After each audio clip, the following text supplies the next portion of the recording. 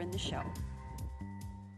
When you think of the public library, you probably think of books. Seems natural, but today's public libraries are about so much more than reading. They're about embracing technology and engaging the community. A prime example is the new Vaughan Civic Center Resource Library. I took a tour of the facility and found out that the library of the future is here now.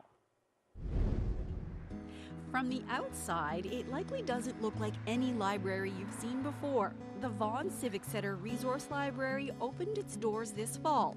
Its striking architecture alone is a hint that there's nothing conventional about this space. We wanted it to be welcoming. We wanted it to be exceptionally welcoming. No shushing in this library, obviously, which is it goes without saying as you look around. We wanted it to be something with a lot of natural light. We wanted it to be bright. We wanted people to come in and want to stay. Also to gather, to share ideas. My tour of the library is led by the project's architect, Paul Stevens. So this at least sort of fits a bit of my traditional sense of what the library is. The books are here, the stacks are down over here. Exactly. But, for instance, we call this the marketplace. This is also an area where not only we display books with the covers facing straight out, but all of this is mobile as well, too. So it gives us ultimate flexibility in terms of how the library is arranged. The $15 million facility is fully accessible, complete with self-checkout stations that can adjust to any height. Books, shelves, checkout stations. Very much a library so far, but a short walk inside and you begin to see what's different. This is probably the first, I would say, exterior courtyard that we've been involved with that involves a library as well, too. You may see places to read on the outside of libraries, steps, stairs, benches, and that sort of thing. But this is an open-air courtyard that's surrounded on all sides by the library. From incorporating nature to embracing technology. Well, this whole area is called a creative suite. So you're going to see a video green screen room. You're also going to see an audio recording studio, as well as a DJ booth where you can actually mix and match some of your own music as well.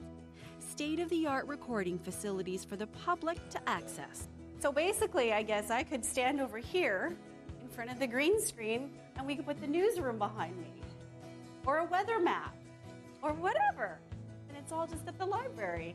That's pretty cool. And in the recording studio, amateur and professional music producers, DJs, and musicians can unleash their creativity. Hi there. Hello. Hi. I'm Marivel, CBC. Don. Nice to meet you. Nice to meet you too. So you just happen to be in the space today? I just happen to be in the space today. You know what I said when I heard about it? I basically said I never expected to see this in my lifetime. At the library. At the library, believe me. And I think this is something, when you look at the arts, this is what I think a lot of, not just musicians, you have teachers across the board, at the school boards as well, that look for something like this. It's enough to make this musician break into song. And I sing to myself, what a wonderful world. A library that encourages noise, but also honors tradition.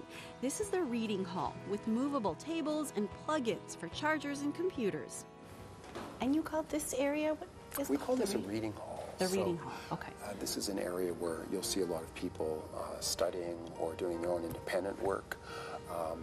It's intended to be one of the quieter areas of the library. So if you look up at the ceiling, all these white panels which are hanging are all sound baffles, and they help kind of dampen the sound. And you'll see that repeating throughout the library.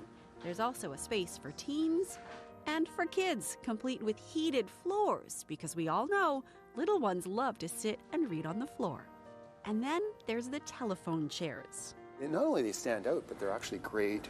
They're almost individual reading rooms. So part of the idea is the shroud over top actually provides some sound dampening so that you can actually sit there and read and be in your own, I would say, quiet space, but in a much larger space of the library.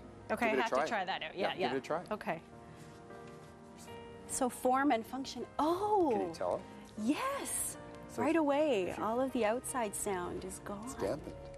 Another unconventional addition to the library. Oh, hello. You want to touch touch it, but you can't. A virtual reality station for teens and adults, a way to experience the world and beyond. One of the first comments is usually, this is nothing like the library that I grew up in, which is a compliment. And I think as they walk around, they are constantly surprised by what they discover in the different areas of the library have different things, and they're discovering different things. And I think they leave here saying, I'll be back. So it isn't just books anymore that you can check out at the library.